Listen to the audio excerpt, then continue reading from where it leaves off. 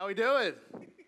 Good. We were, batteries died, but we're good now. So, hey, good morning. My name is Bryan Smith. Like Dallas said, I'm one of the pastors here. If you guys have a Bible with you, you go ahead and meet me in Mark chapter 8. Mark chapter 8 is where we're going to be this morning. If you are new with us, one of the things we've been kind of doing as a church this past year is we've just been taking some time as a church to kind of walk through the life of Jesus from beginning to end through the Gospel of Mark. And we're actually kind of, if you're new, this is a great kind of first day to kind of jump in with this because we're actually kind of moving into a new section of the book, okay? It's kind of a turning point in the book of Mark to where Jesus, he's going to kind of stop being with the crowds and he's going to spend some time specifically with his disciples. So we're kind of kicking off a new series within the book of Mark this morning that we're calling Like Jesus. So we're going to be in Mark chapter 8.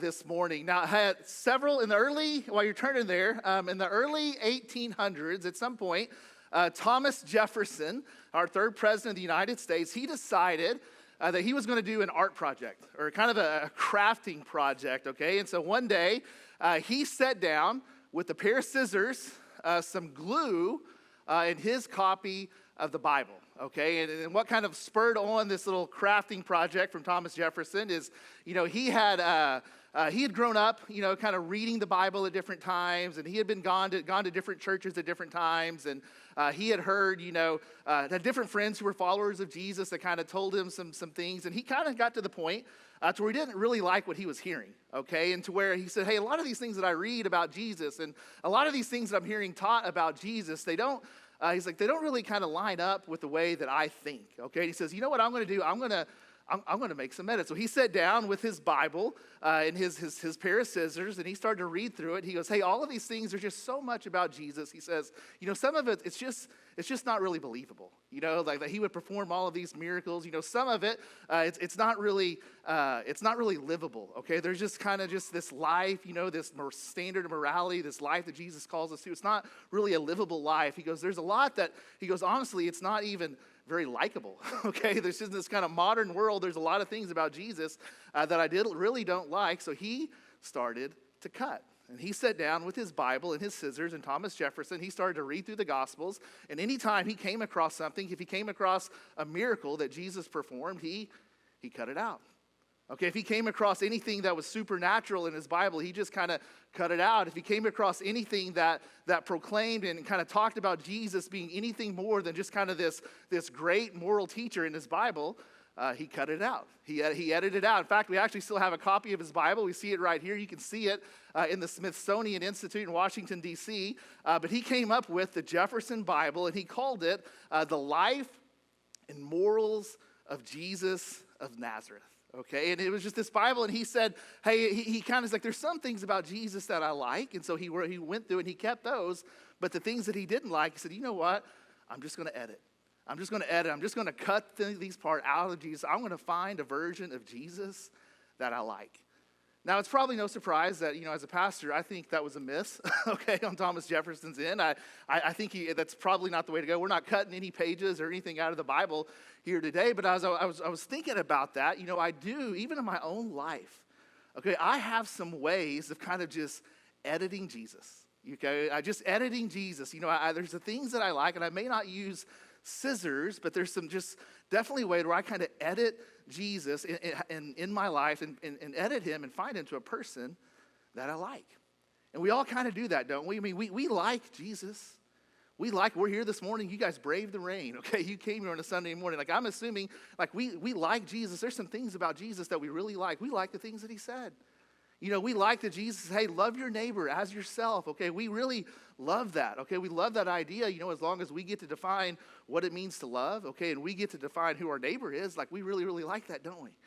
You know, caring for the least of these, caring for people in need, we think that's a great idea, okay? That's a great concept that could really make our world better, you know, as long as it doesn't cost us too much personally. And we don't have to get really close to the people that actually need help. We like that. You know, forgive people that hurt you. That sounds like an incredible idea, you know, until I'm the one that got hurt, you know, and I'm the one that has to actually forgive. You know, we like Jesus as long as it's a Jesus that we like. Okay, and we can find one that we agree with. If we're honest, all of us, okay, we are tempted to edit Jesus. We're tempted to edit him. You know, we're all tempted to construct a version of Jesus that we're comfortable with. A Jesus who just kind of agrees with our priorities. A Jesus who supports our plans, a Jesus who blesses our dreams, a Jesus who never confronts us. A Jesus who never challenges us, a Jesus who just kind of signs off, on all of our decisions and signs off on everything that we want to do in our life. We really like that Jesus. As long as Jesus agrees with us, we tend to really like Jesus. But here's the thing, this is the thing, that kind of the main point that Jesus is going to kind of this section of the Gospel of Mark that we're getting ready to look at. Jesus, he's getting ready to say some really hard things. He's going to start off today, and he's going to kind of continue it through Mark chapter 8, 9, and 10. He's going to start to say some really hard things. And what we're going to discover and what we kind of need to know is, hey, if we're going to be people who really want to follow Jesus, and Jesus is going to try to hammer this into his disciples. He wants us to get it now. He says, we will never become like Jesus if we only follow him where we like. And that's kind of going to be what he's going to hammer over and over again. We will never become like Jesus if we only follow him where we like. So what happens? What happens when Jesus' way turns out? I'm going to try to do this with one hand and get this. What happens when following Jesus, it turns to be, it's a different direction than we want to go? What happens whenever that becomes the case? We're going to find out. That's exactly where the disciples find themselves here in Mark chapter 8. So pick up with me, Mark chapter 8, beginning in verse 22. It says, they came to Bethsaida. So Jesus and his disciples, came to Bethsaida. Now, Bethsaida is a place that if you've been here with us, you've heard before, It's the hometown for a lot of Jesus' disciples, The people in this city, they are very familiar with Jesus. They're very familiar with what he taught, They're very familiar with the things that he's done, And so they show up, they come back, Jesus and disciples, they come to Bethsaida, and some people brought a blind man and begged Jesus to touch him. So Jesus, he comes back to Bethsaida. He and his disciples are there. And just what happened, like a lot of times, when Jesus would come in, they knew who he was. And so what did they do? They had a friend in need. And they brought Jesus, and they asked Jesus to heal their friend. They asked him to touch him, which I think gives us some incredible insight into who Jesus is. Jesus, he didn't heal from a distance. He came in his compassion. He healed with a touch. He got close, and they bring their friend. They say, hey, would Jesus, they start to beg Jesus to touch him. So what did Jesus do? Well, he took the blind man by the hand, which think about just the mercy and compassion. Here's this guy, he can't see, he needs to be led. Jesus reaches out. He takes this man by the hand. He led him outside the village. He led him to a private place. And then what did Jesus do? He hawked a big loogie on him. I don't know. He shows up. He says he spit on him. He had spit on the man's eyes and put his hands on him. Now, why did he do that? It's gross. Why did Jesus spit on him? I don't know, And nobody knows. I read a lot this week, people trying to find why nobody knows. He just kind of what he decided to do, So he spits on this guy's eyes. He starts to kind of rub it in a little bit, He spits on the man's eyes, puts his hands on him, and Jesus asks, it's a question that he hasn't really asked before, As he's healing someone, he asks a question, do you see anything? So he takes this man outside the village, spits on him, rubs it in his eyes, and then Jesus asks a diagnostic question about his healing, which that hasn't happened up to this point. Usually just he heals someone and they're done, It's obvious that it's happened, but Jesus, he kind of spits on him and says, hey, can you see? Did this work? He kind of asked him this kind of diagnostic question, do you see anything? And what did the guy say? He looked up and said, well, I see people. They look like trees walking around. So this guy looks up. He goes, well, I see something, but it's out of focus. It's a little bit out of focus. I see something, but I'm not necessarily seeing what I see clearly. It's a little bit out of focus. So what did Jesus do? Well, once more, Jesus, he put his hands on the man's eyes. Then his eyes were opened. His sight was restored. And he saw everything clearly. Jesus sent him home saying, don't even go into the village. And so this is a very unique miracle for Jesus, It's the only one where he kind of heals people in stages, So this guy, he spits and rubs on his eyes. He can kind of see, but can't really see clearly. And then Jesus, he touches him again, and then he gets to the point where he's able to see something clear. So why did he do that? Was this just kind of, why did it take 2 tries? Was this just kind of like a super bad case of blindness, to where Jesus didn't really have the power to do it? Well, no, obviously that wasn't the case. We've seen Jesus do some pretty incredible things. I think this miracle and why Jesus did it the way that he did right here, it's an illustration, Okay, it's meant to be a picture. It's meant to be an illustration to the people who are standing around him, okay? It's an illustration of the disciples to the disciples. Man, can you think? Okay, here's this guy. He heals him. Okay, he touches him. He can kind of see, but he's not quite seeing everything clearly. Can you think of anybody else? You know, as we've been kind of studying through Mark, maybe like 12 guys who are like 18, 16 to 24 years old who they're kind of getting it, but they're not really getting it. Okay, they're seeing, but not necessarily seeing everything clearly. It's kind of like this meme right here. Have you guys seen this before? It's like, wait, is this me? That's me. I think that's what Jesus is doing here with the disciples. This healing, it's meant to be an illustration of the disciples to the disciples. Okay, hey, he's like, hey, this is what you guys are like.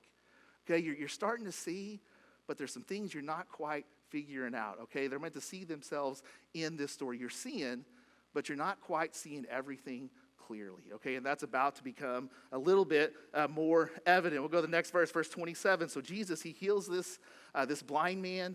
Okay, and I love this. He sends him home. He says, don't go back into the village. You're not a beggar anymore. You don't have to go to the village and beg. You're healed.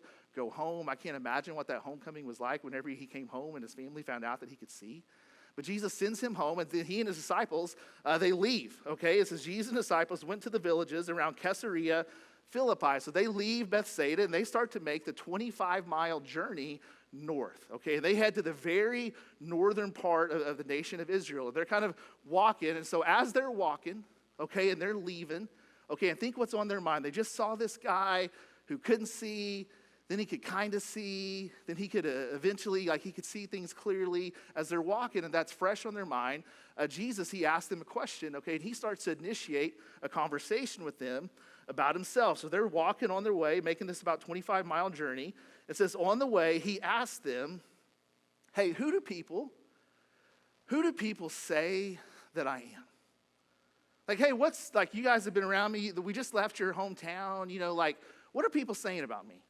Like, what's the word on the street about me? Jesus, like, hey, who do people say I am? Who do people think that I am? And so they respond, they're like, hey, well, Jesus, people, they kind of like you.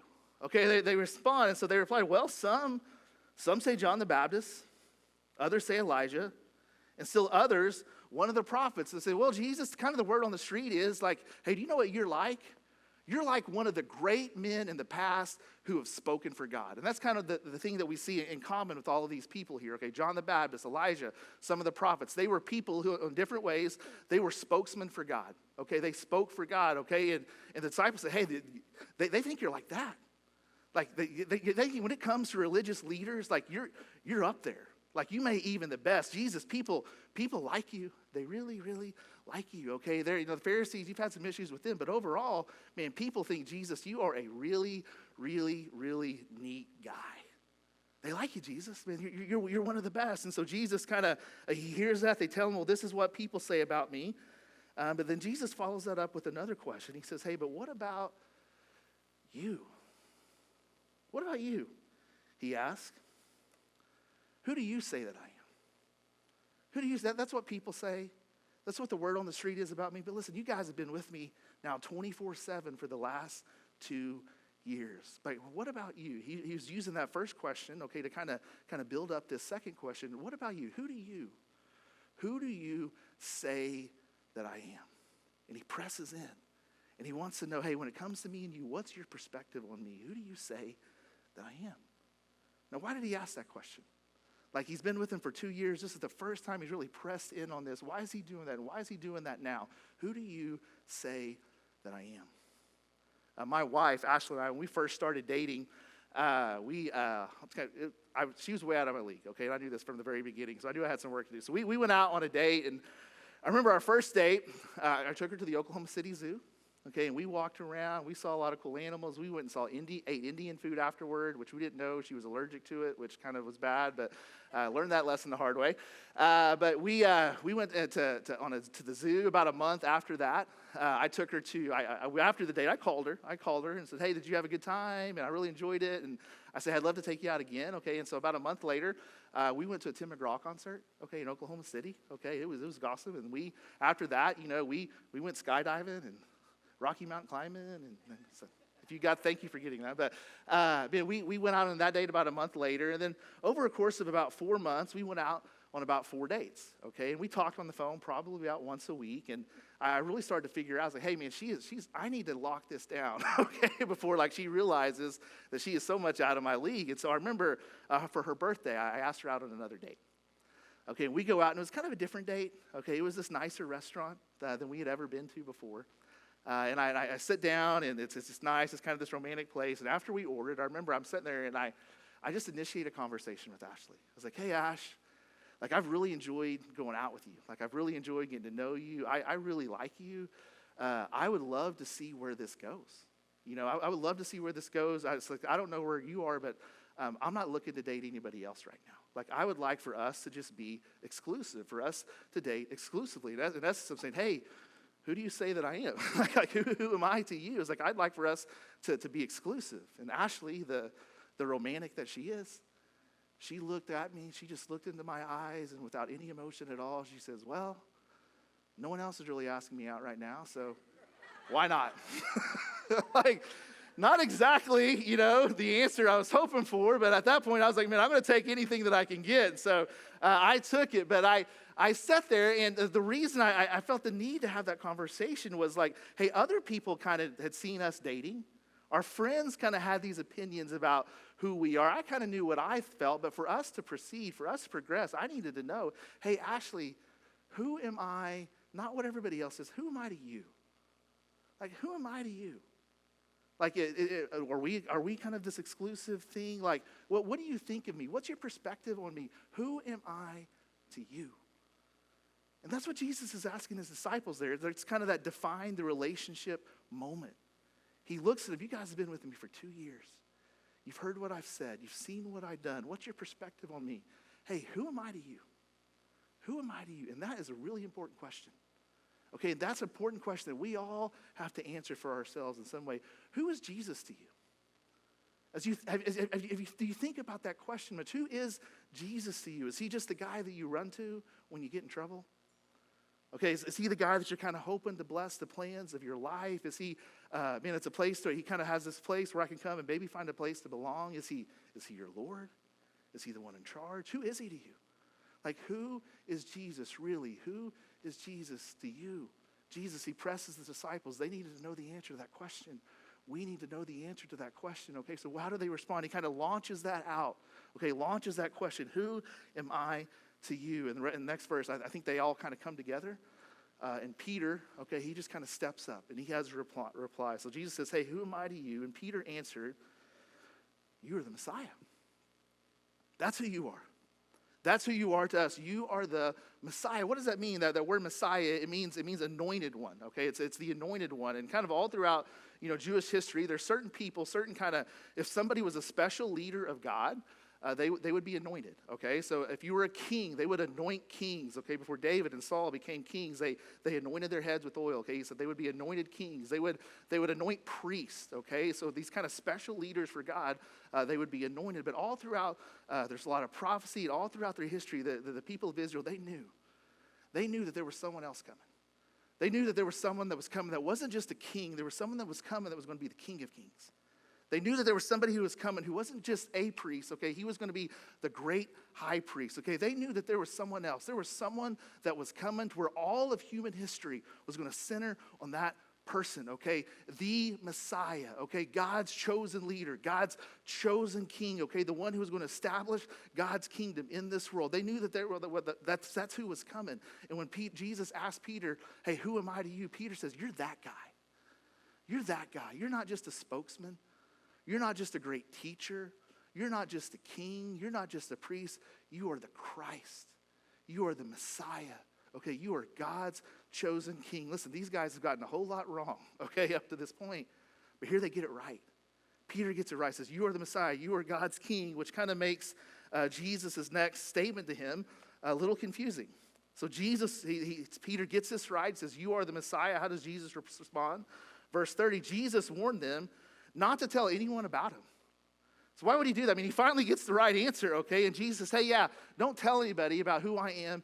Yeah, why would Jesus do that? Why would Jesus not say, hey, you guys know who I am? Why would he not just release them to tell the world? Well, Peter, think back to the earlier illustration. Peter, he's starting to see some things, okay? But he still doesn't necessarily see everything clearly. Okay, he is right on Jesus' identity, but there's something else. Okay, there's something else about Jesus that he still doesn't quite understand. Okay, so Jesus sees that, and he's going to make it clear to him. He says, don't tell anyone yet, because you're not going to tell the whole story. Verse 31, what did Jesus do?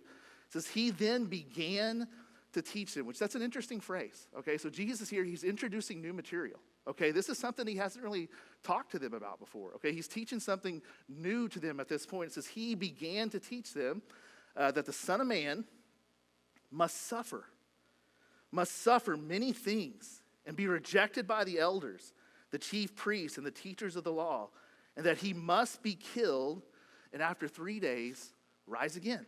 Okay, he must be killed. He says, so Peter, or Jesus, hey, Peter, you're right about my identity, but there's something, you're off a little bit. You are off about my activity. Okay, you are right about who I am, okay, but you are off about what I came to do. Okay, and if you just kind of tell everybody who I am, just my identity without my activity, you're giving an incomplete picture of me. And there's a couple phrases there that we need to kind of pay attention to. First is that phrase, the Son of Man. Okay, he says the Son of Man, and Jesus kind of takes that title on himself. Okay, when Peter heard that Jesus say the Son of Man, his eyes would have lit up. Okay, because that Son of Man, it was Jesus' favorite reference to himself. Okay, and it was this title that I can't get into all of it. It came from Daniel chapter 7. Okay, and it's just this title for God's chosen king. Okay, God's Messiah. Okay, the Son of Man. It was this kind of, it's like he is the Messiah, God's chosen one. And when Peter heard that, Jesus said the Son of Man, he's like, man, I knew it. Like, I hitched my wagon to the right guy. It's like, you're the one. Okay, you're going to be king. When he hears Son of Man, what does he think? He thinks power. He thinks victory. Okay, he thinks rule. He thinks, man, I have hitched my wagon to the one who's going to give me everything that I want in my life, that's going to make everything work out the way that I want it to. Okay, so he said that, the Son of Man, but then Jesus says, well, the Son of Man must suffer. Must suffer. That word must is carrying a lot of weight there. Okay, it uses it twice in this passage. It says it's a necessity. Okay, what must the Son of Man do? He must suffer. He must be rejected. He must be killed. Yeah, that's why I came. You've got my activity right. Yes, who I am, but you are way off on what I came to do. Yes, I am the Son of Man, but I came to suffer. And Peter's like, no. That's not the Messiah I'm looking for. That's not what I've been thinking of. Jesus, you are not the Jesus that you saying that you are not the Messiah that I want you to be. And so Peter, he kind of pushes back. He kind of pushes back against Jesus. And so verse 32, he spoke plainly about this. So Jesus, he's not speaking in parables anymore. He makes this clear. He goes, I am the Son of Man, and I came to suffer.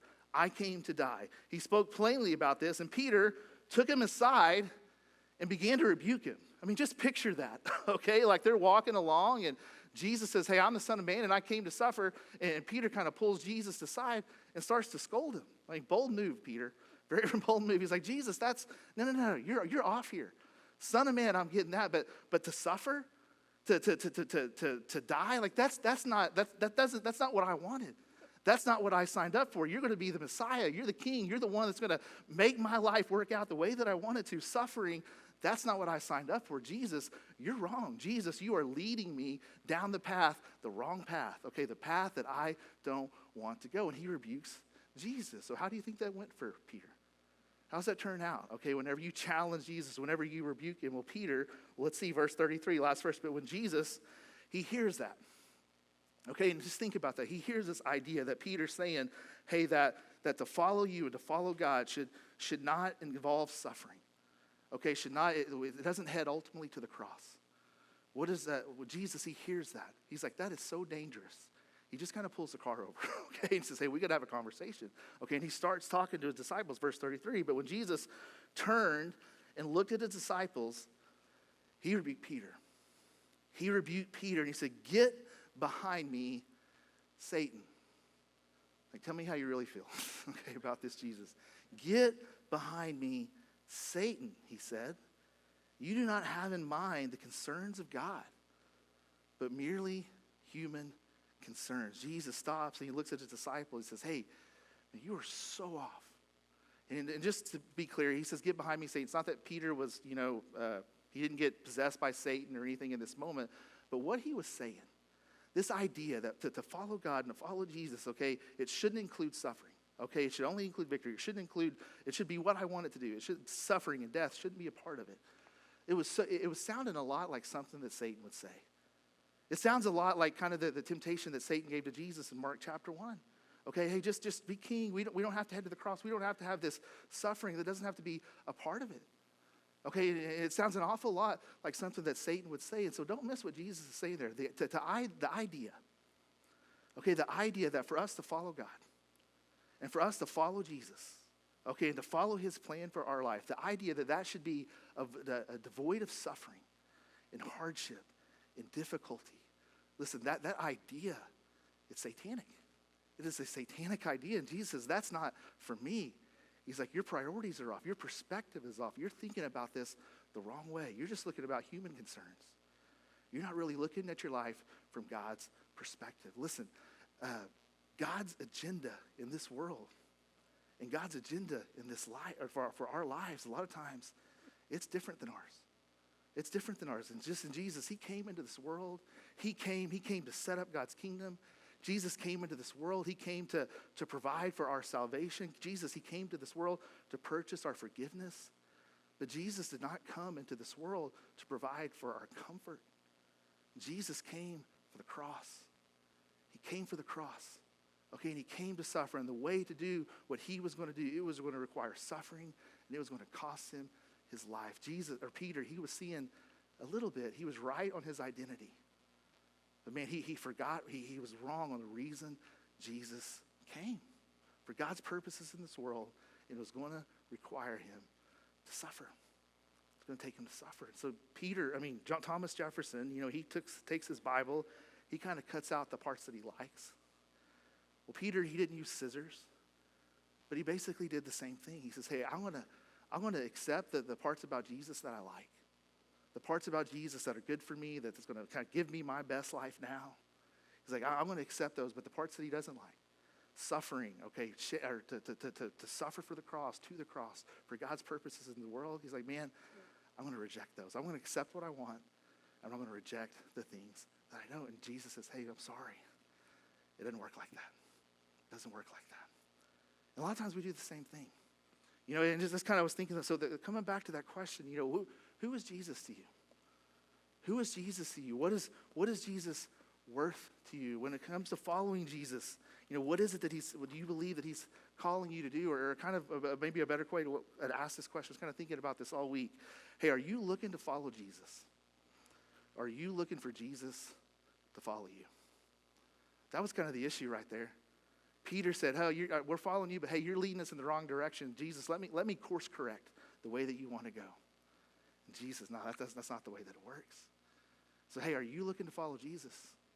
Are you looking for Jesus to follow you? And listen, if you're anything like me at all, it probably depends on the day. It probably depends on the day.